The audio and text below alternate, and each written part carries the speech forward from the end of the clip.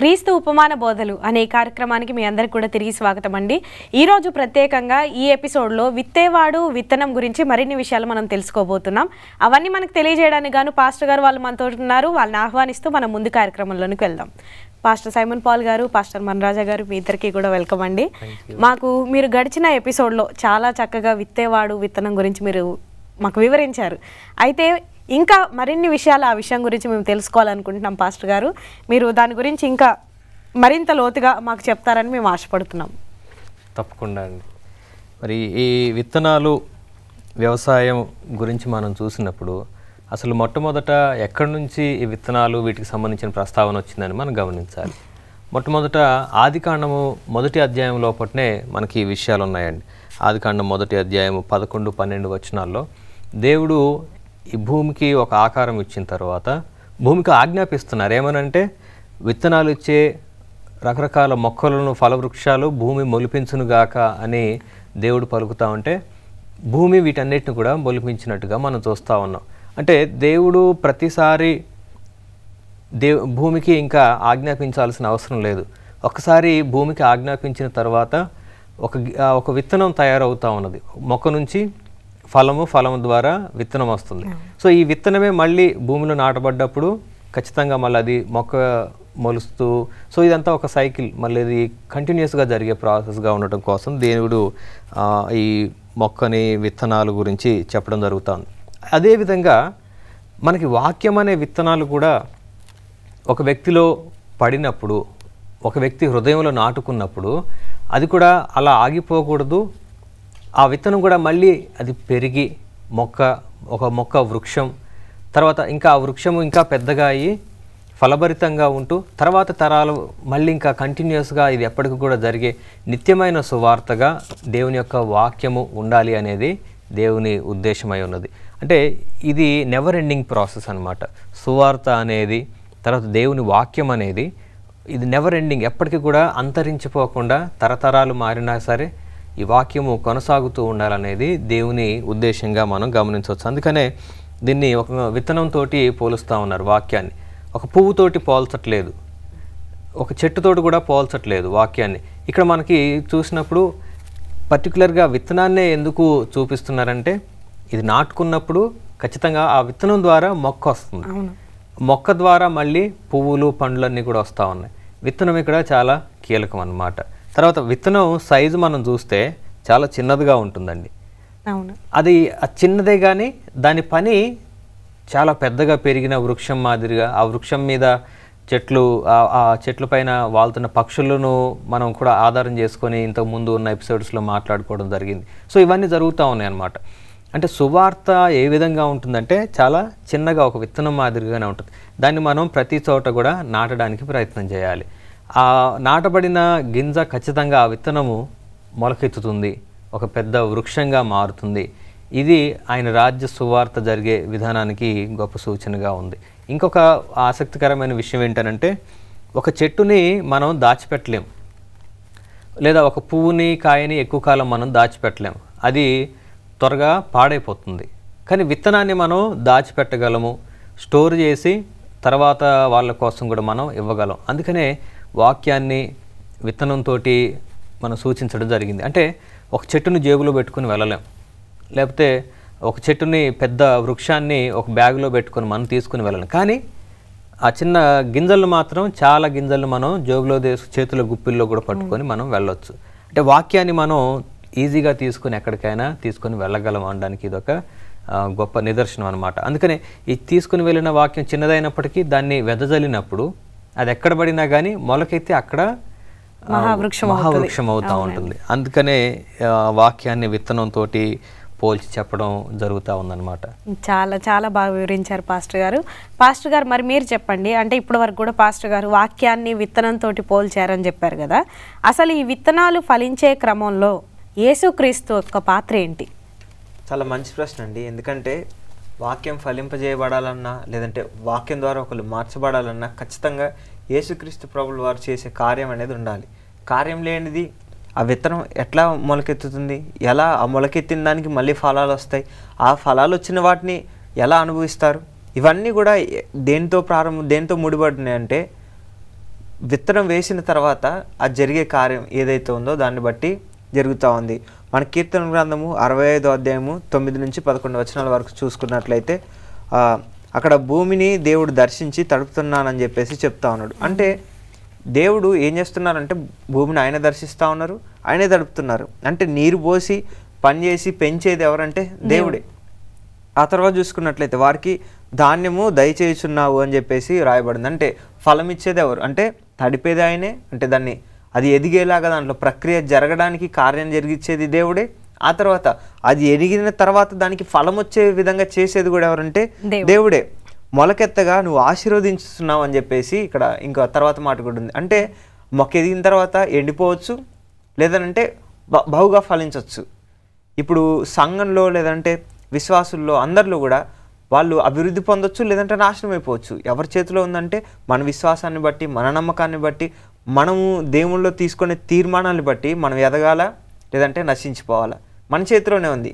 కానీ నువ్వు ఎదిగి దీవించబడాలంటే ఖచ్చితంగా దేవుని దీవెన అనేది కావాలి మనకి. అందుకని ఇక్కడ మొలకెత్తగా నువ్వు ఆశీర్వదించుతున్నావు అని చెప్పేసి రాయబడింది. చివరిగా లాస్ట్లో చూసినట్లయితే నీ దయా కిరీటము ధరింపజేసి ఉన్నావు అని చెప్పేసి రాయబడతా ఉంది.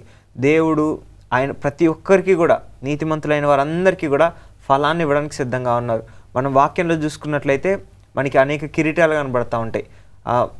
వారు చేసే పనిని బట్టి ఆ కిరీటం ఇస్తా అని చెప్పేసి దేవుడు చెప్తా ఉన్నాడు. వీటన్నిటితో పాటు పరలోక రాజ్యానికి వెళ్ళాక ఆయనతో పాటు కూడా మనముండి రాజకుమారులుగా రాజకుమార్తెలుగా ఉంటామని చెప్పేసి, రాజులైన యాజక సమూహంగా ఉంటామని చెప్పేసి వాక్యంలో కూడా రాయబడింది. ఇదంతటిని కూడా చేసేది ఎవరంటే యేసుక్రీస్తు ప్రభుల వారే.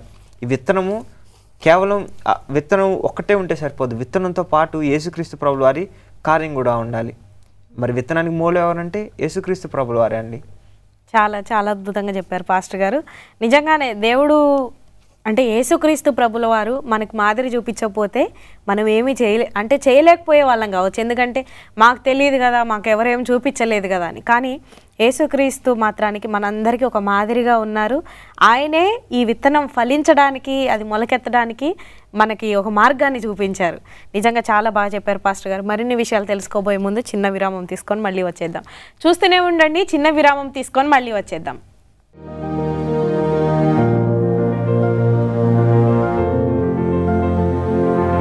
విత్తనం విత్తే ఉపమానం అనే ఈ యొక్క ఎపిసోడ్కి మీ అందరికీ కూడా తిరిగి స్వాగతం అండి. మరిన్ని విషయాలు పాస్టర్ గారు వాళ్ళని అడిగి తెలుసుకుందాం రండి.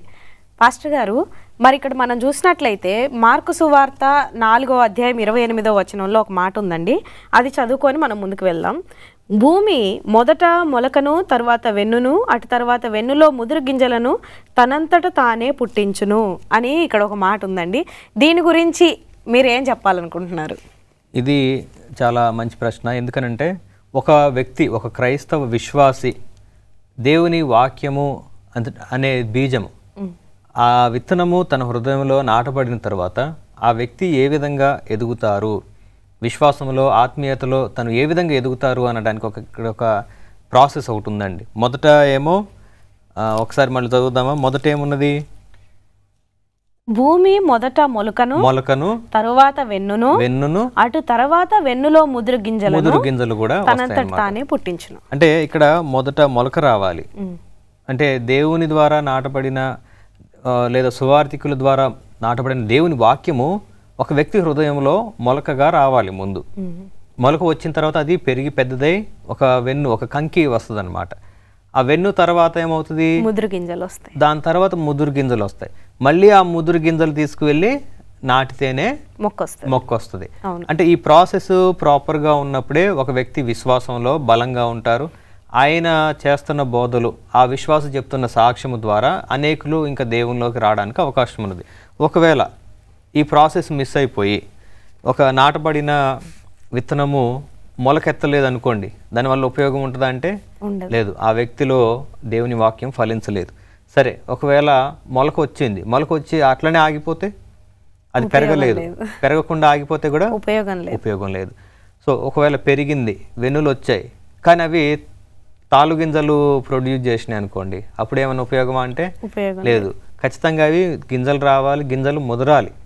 ముదిరిన తర్వాతనే ఆ గింజలు మళ్ళీ చల్లితేనే అవి మొలకలు వస్తాయి. కానీ లేతగున్న గింజలు చల్లినా కానీ ఉపయోగం లేదు. వాటిని మనం వాడుకోవడానికి కూడా పని చేయదు అని చెప్పని మనం గమనించాలి. అందుకనే ఒక విశ్వాసి యొక్క ఆత్మీయత జీవితానికి సంబంధించిన ఉదాహరణగా మనం గమనించాలి. మనకు లూకాసు వార్త 2వ అధ్యాయం 40వ వచనంలో కూడా బాలుడు జ్ఞానముతో నిండుకొనుచు ఎదిగి బలమును పొందుచుండెను, దేవుని దయ ఆయన మీద ఉండెను అని యేసుక్రీస్తు గురించి ఇక్కడ రాయబడి ఉన్నది. అంటే యేసుక్రీస్తు కూడా బాలుడుగా ఉన్నప్పుడు తన పనులు వేరేలాగున్నాయి. తన తల్లిదండ్రులు చెప్పినట్టుగా నడుచుకుంటూ తన తల్లిదండ్రులకు పనుల్లో చేదోడు వాదోడుగా ఉంటూ అక్కడ వరకే ఉన్నది. ఆయన వయసు పెరుగుతున్న కొద్దీ ఆయన జ్ఞానం పెరుగుతూ ఉన్నది. ఆయన ఇంకా పెద్దవాడైతా ఉన్నప్పుడు దేవుని దయ ఆయన మీద ఉన్నదని ఇక్కడ రాయబడి ఉంది. ఇంకా మనం 52వ వచనంలో కూడా చూసినప్పుడు లూకాసు వార్త 2వ అధ్యాయము 52వ వచనంలో యేసు జ్ఞానమందును వయసునందును దేవుని దయయందును మనుషుల దయయందును వర్ధిల్లుచుండెను అని ఇక్కడ రాయబడి ఉంది. అంటే వర్ధిల్లుచూ ఉండాలి. మనం కూడా మొదటి రోజు చర్చికి వెళ్ళి ఒక వాక్యం వింటే అదే ఫైనల్ అని అనుకోకూడదు. ఇంకా ఒక్కరోజు వాక్యంతోటే ఇంకా నేను కూడా ఏదో చేసేయాలి అంటే ఇంకా తర్వాత గురించి ఆలోచన లేదు. ఆ విన్న ఒక్క వాక్యం పట్టుకొని ఇంకా మనం ఇదే ఫైనల్, ఇదే నిజం అనుకుంటాం. ఆ రోజు విన్నది దానికి వెనక ముందు ఏం తెలియదు మనకి. కానీ ఆ ఒక్కరోజు దాంతో బాగా ఉత్సాహం అయిపోయి బాగా ఎక్కువ అంటే యాక్టివ్ అయిపోయి దాంతో ఇంకా మనం ఎప్పటి వరకు ఉంటుంది అని అంటే ఇంతకుముందు చెప్పుకున్న ఈ ప్రవచనాల ప్రకారంగా రాతి మీద పడిన మొక్క గింజలాగా ఉంటుంది అనమాట, రాతి మీద మొలిచిన మొక్కలాగా. ఎండ వస్తే ఏమవుతుంది అంటే వేరు లేనందున అది ఎండిపోతుంది. సో అటువంటి పరిస్థితులు మనం ఉండకూడదు. ముందు మనం మొక్కగా మొలవాలి, పెరగాలి, పెరుగు వెన్నులు తొడగాలి. అప్పుడు మన ద్వారా ముదురు గింజలు వస్తాయి. అవి ఇతరులకు మనం పంచుకున్నప్పుడు అంటే దేవుని ద్వారా మనం ఆత్మీయతలో ఎదుగుతూ అనుభవపూర్వకంగా దేవుని గురించి మనం ఇంకా తెలుసుకుంటూ నేర్చుకుంటూ మన అనుభవాలను అప్పుడు ఇతరులకు పంచుకున్నప్పుడు అది గొప్ప సాక్ష్యంగా ఉంటుంది. కానీ పైన అక్కడ కొన్ని వాక్యాలు ఇక్కడ కొన్ని వాక్యాలు మనం చదువుకొని ఆ వాక్యాన్ని విత్తనాలుగా మనం విసురుదాము అని అంటే అవి తాలుగింజల్లాగా ఉంటుంది, గాలికి చెదరగొట్టు పొట్టువలే అవి ఉంటాయనేది మనం జ్ఞాపకం చేసుకోవాలి. అవునండి, చాలా బాగా చెప్పారు పాస్టర్ గారు. మరి మీరు ఇప్పుడు చెప్పండి, అంటే ఇందాక మనం చదువుకున్న వాక్యంలో మార్కు సువార్త 4:28లో ఒక ప్రాసెస్ ఉంది. ముందు విత్తనం మొలకెత్తాలి, మొలకెత్తిన తర్వాత వెన్ను ముదరాలి, వెన్ను ముదిరిన తర్వాత ముదురు గింజలు ఇవ్వాలి. ఆ ప్రాసెస్ ఇదంతా కూడా క్రమబద్ధంగా లేకపోతే ఒకవేళ ఆ ప్రాసెస్ రీతిగా బ్రతకని విశ్వాసులు కానీ సేవకులు కానీ ఎవరైనా సరే ఆ ప్రాసెస్లో బ్రతకలేని వారిని దేవుడు నాశనం చేస్తారా? చాలా మంచి ప్రశ్న అండి. ఎందుకంటే దేవుడు ఎవరిని నాశనం చేయాలనుకునే దేవుడు కాదు. దరిద్రులు, మూర్ఖులు, దుష్టులు నశించిపోవటం నాకు ఇష్టం కాదని చెప్పేసి దేవుడు వాక్యంలో చెప్తా ఉన్నాడు. మరి ఈ ప్రాసెస్ అంతా ఉందని చెప్పేసి మనం చెప్పుకున్నాం. ఇప్పుడు ఏదైనా ఎగ్జామ్ ఉందంటే దాంట్లో ఏం చేయాలి? ఎగ్జామ్ డైరెక్ట్గా వెళ్ళి రాసేస్తే కుదరదు. ఆ ఎగ్జామ్కి సంబంధించిన చదువుకోవాలి, దానికి సంబంధించిన మెటీరియల్ తెచ్చుకోవాలి, ధ్యానం చేయాలి, నేర్చుకోవాలి. నేర్చుకున్న దాని ప్రకారము వాళ్ళు ఎగ్జామ్ రాస్తే పాస్ అవుతారు. ఇప్పుడు మన లైఫ్లో కూడా అంతే. మనం నేర్చుకున్న దాని ప్రకారం వాక్యంలో ఏమింటున్నాం వాటి ప్రకారం జీవించినప్పుడే మనం దానికి తగ్గ ప్రతిఫలాన్ని పొందుకుంటాం. వాక్యంలో ఇంకా స్పెషల్ ఏంటంటే ఆ జీవించిన వాళ్ళకి ఎలాంటి ప్రతిఫలం ఉంటుంది, జీవించని వాడికి ఎలాంటి ప్రతిఫలం ఉంటుంది అనేది కూడా రాయబడింది. ఇదేంటంటే ముందే దేవుడు చెప్తా ఉన్నారు, ఇలా జీవిస్తే మీరు ఇవి పొందుకుంటారు, ఇలా జీవించలేకపోతే ఈ పరిస్థితి ఉంది. ఇప్పుడు నాకు ఇదే కావాలని వెళ్ళినోడు ఏం పొందుకుంటాడు? దాన్నే పొందుకుంటాడు. చెడ్డదైతే చెడ్డది పొందుకుంటాడు, మంచిదైతే మంచిది పొందుకుంటాడు. అందుకనే గలతీయులకు రాసిన పత్రిక 6వ అధ్యాయం 7వ వచనంలో మోసపోకుడి, మనిషి ఏమి విత్తునో దాన్నే కోయినని చెప్పేసి రాయబడింది. అంటే ఏ విషయమై మనం ప్రయత్నం చేస్తామో దాన్నే పొందుకుంటాం. ఇప్పుడు మనం టమాటా చెట్లు వేసి టమాటా చెట్లు నాటి దానికి సొరకాయలు రావాలంటే వస్తాయా? లేదంటే సొరకాయలు వేసి దానికి టమాటాలు కావాలంటే వస్తాయా? నువ్వు క్రాస్ బ్రీడ్లు ఇవన్నీ చేయాలంటే అదొక ప్రాసెస్ ఉంది. కానీ ఏదైనా నువ్వు ఏది కావాలనుకుంటే ఆ మొక్కేసినప్పుడే అది వస్తుంది. ఇక్కడ దేవునిలో కూడా అంతే. నువ్వు మంచి జరగాలన్నప్పుడు నువ్వు మంచిగా జీవించాలి. నువ్వు ఆయన రాజ్యంలో ఉండాలన్నప్పుడు ఆయన ఆజ్ఞలన్నీ పాటిస్తూ ఆయన చెప్పిన మాటలు వింటూ నువ్వు ముందుకెళ్తూ ఉండాలి. అదేవిధంగా ప్రకటన గ్రంథం 22వ అధ్యాయం 12వ వచనంలో చూసుకున్నట్లయితే వాని క్రియల చొప్పున ప్రతి వానికి ఇచ్చుటకు నేను సిద్ధపరిచిన జీతము నా యొద్ద ఉన్నదని చెప్పేసి వాక్యంలో రాయబడతా ఉంది. ఎవరి క్రియలు వారి తర్వాత వారు పొందుకునేది ఏంటిది అనేది నిర్ణయిస్తూ ఉంటుంది. ఇప్పుడు నా క్రియ లేకుండా, నాకు విశ్వాసం లేకుండా నేను దేవుళ్ళో స్థిరంగా ఉండకుండా విశ్వాసులు ఎవరైతే ఉంటున్నారో వాళ్ళు నేను అయినా కానీ దేవుడి దగ్గరికి పోతా అని ఎట్లా చెప్పగలుగుతారు చెప్పండి? చెప్పలేరు. ఇప్పుడు ఎవరో ఒకళ్ళు ఉన్నారు, వ్యభిచారం చేసుకుంటా, నేను వ్యభిచారమే చేస్తాను, నేను చచ్చిపోయే వరకు కూడా వ్యభిచారమే చేస్తా, అయినా దేవుడు నన్ను ఎందుకు పరలోకం చేర్చుకోడో అని అసలు చెప్పడానికి అవకాశం ఉందా? లేదు. లేదు. నేను మంచి చేసి, నేను మంచి పోరాడతా, నేను కష్టపడతా, దేవుని కోసం అనేక మంది ప్రజలను రక్షించడానికి నేను ప్రయాసపడతా, అవసరమైతే నా ప్రాణాన్నైనా నేను పణంగా పెట్టి దేవుడి కోసం జీవిస్తా అనే వాళ్ళకి అవకాశం ఉందా దేవుని రాజ్యానికి? ఖచ్చితంగా ఉంది. అంటే ఎవరి క్రియ ఏదో వారి క్రియల్ని బట్టి, వారి విశ్వాసాన్ని బట్టి, వారు నమ్మిన దానిని బట్టి నిర్ణయం అయిపోద్ది. కాబట్టి దేవుడైతే శిక్షించడండి, కానీ మనం చేసే పనిని బట్టి మనమే ఆ శిక్షను పొందుకుంటాం. చాలా బాగా చెప్పారండి. మరిన్ని విషయాలు తెలుసుకోబోయే ముందు చిన్న బ్రేక్ తీసుకొని మళ్ళీ వచ్చేద్దాం. చూస్తూనే ఉండండి. చిన్న బ్రేక్ తీసుకొని మళ్ళీ వచ్చేద్దాం.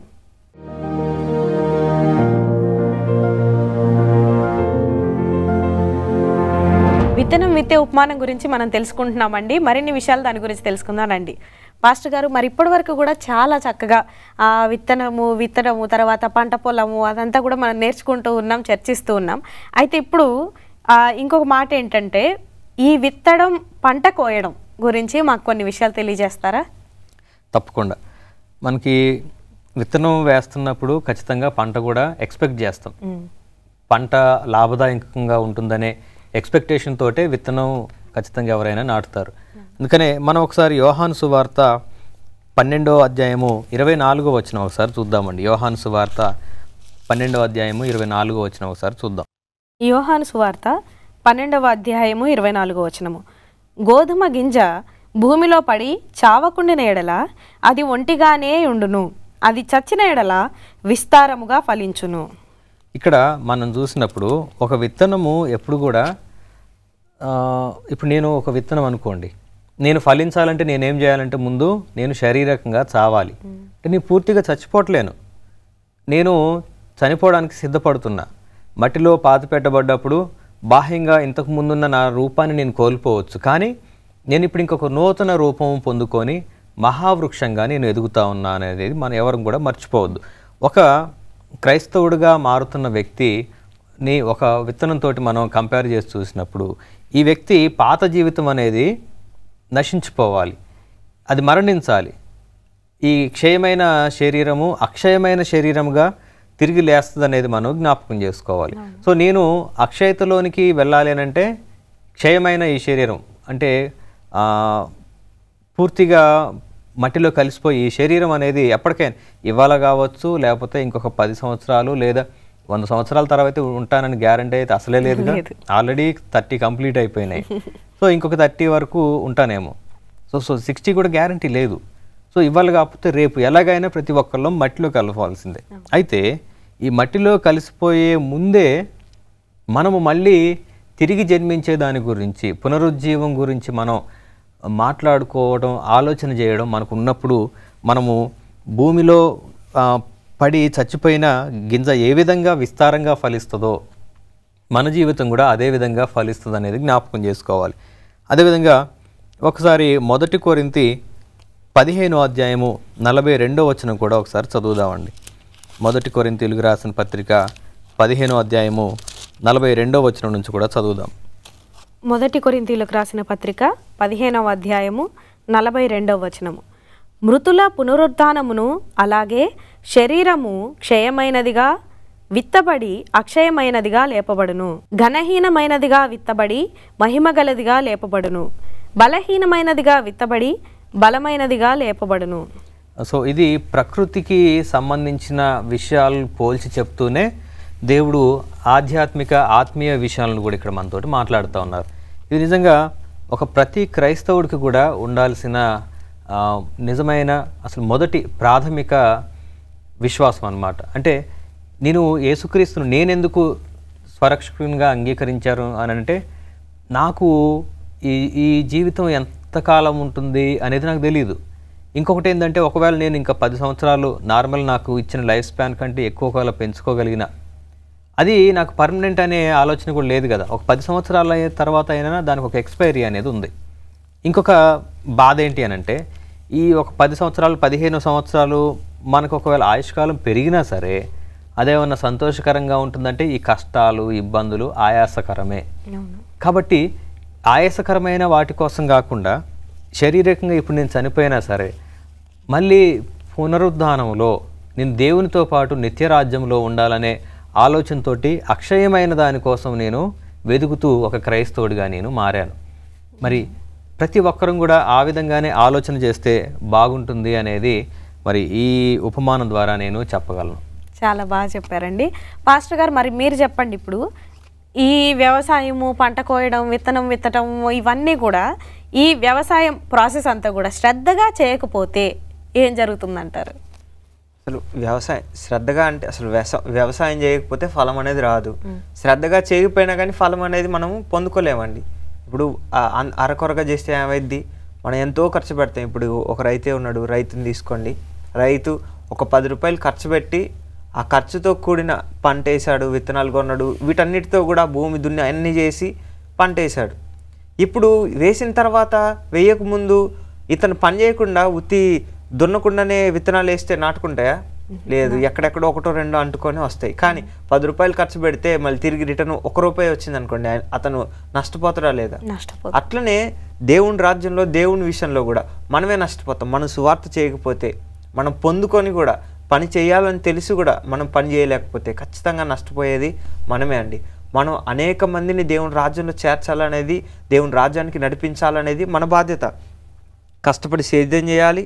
తర్వాత ఈ కలుపు మొక్కలు వీటన్నిటికీ కూడా మనం జాగ్రత్త తీసుకోవాలి. కలుపు మొక్కలు ఏమన్నా ముందే దున్నుకోవాలి. ముందే అసలు కలుపు మొక్కలు ఏంటని, అంటే దేవుని సన్నిధిలో కూడా ఎవరు ఇట్లా కలుపు మొక్కలుగా ఉంటున్నారు, ఎవరు ఈ స్థితిలో ఉంటున్నారు, అవసరమైతే వాళ్ళకి మనం వెళ్ళి దేవుని జ్ఞానాన్ని చెప్పి, భయం చెప్పి, వాళ్ళని నీతిమంతులుగాను, వాళ్ళని ఇంకా శ్రద్ధ కలిగి జీవించేలాగానో జీవించడానికి మనం వాళ్ళకు ఒక పిలుపుని అనేది మనం అందించాలి. అంతేగాని ఎవరిని పట్టించుకోకుండా శ్రద్ధ చేయకుండా ఉంటే ఏమైపోయింది, వాళ్ళు కూడా నాశనానికి గురవుతూ ఉన్నారు. మనం పని చేయకపోవడం వల్ల ఒకళ్ళు మారవలసి ఉండి కూడా వాళ్ళు మారలేకపోయారు. దానికి కారణం చివరికి ఎవరైతున్నారంటే నేనే అవుతున్నా. నా అశ్రద్ధ వల్ల, నేను శ్రద్ధ చూపించకపోవడం వల్ల ఒక మనిషి నాశనానికి గురవుతూ ఉన్నాడు. ఇది ప్రతి ఒక్కళ్ళు, సంఘంలో ఉన్న వాళ్ళే కానీ, సేవకులే కానీ అందరూ కూడా జ్ఞాపకం చేసుకోవాలి. ఈ పని అందరిది, ఈ పనిలో అందరూ కూడా పాలి భాగస్తులే. ఆ రాజ్యము అందరి సొత్తు. అక్కడికి వెళ్ళడానికి అందరికీ అవకాశం ఉంది. ఇప్పుడు అందరికీ అవకాశం ఉంది, దాంతోపాటు నేను, నాతో పాటు ఉన్న వాళ్ళు కూడా ఖచ్చితంగా పని అనేది చేయాలి. శ్రద్ధ అనేది చాలా అవసరం. చాలా చాలా అద్భుతంగా చెప్పారు పాస్టర్ గారు. ఈ విషయాలన్నీ కూడా మాకు తెలియజేసినందుకు మీ ఇద్దరికి కూడా ప్రత్యేకమైన ధన్యవాదాలండి. చూస్తున్నారు కదండి, ఎంతో చక్కగా ఈ విత్తేవాడు విత్తనం పంట గురించి చక్కగా వివరించారు. మనందరికి కూడా ఉపమానాలు అనగానే ఎన్నో డౌట్స్ ఉండుండొచ్చు, కానీ ఈరోజు మనం మాట్లాడుకున్న విషయాలన్నిటిని బట్టి నాకైతే చాలా డౌట్స్ క్లియర్ అయ్యాయి. కానీ ఇంకా మరిన్ని ఉపమానాల గురించి మరింత మనం జ్ఞానం పొందుకోవడానికి మా ఈ కార్యక్రమాన్ని చూస్తూనే ఉండండి. ప్రత్యేకంగా ఒక మంచి విత్తే వాళ్ళమై, మంచి పంట కోసే వాళ్ళమై శ్రద్ధ కలిగి ఉందాం. దేవుడి ఆశీర్వాదాలు పొందుకుందాం.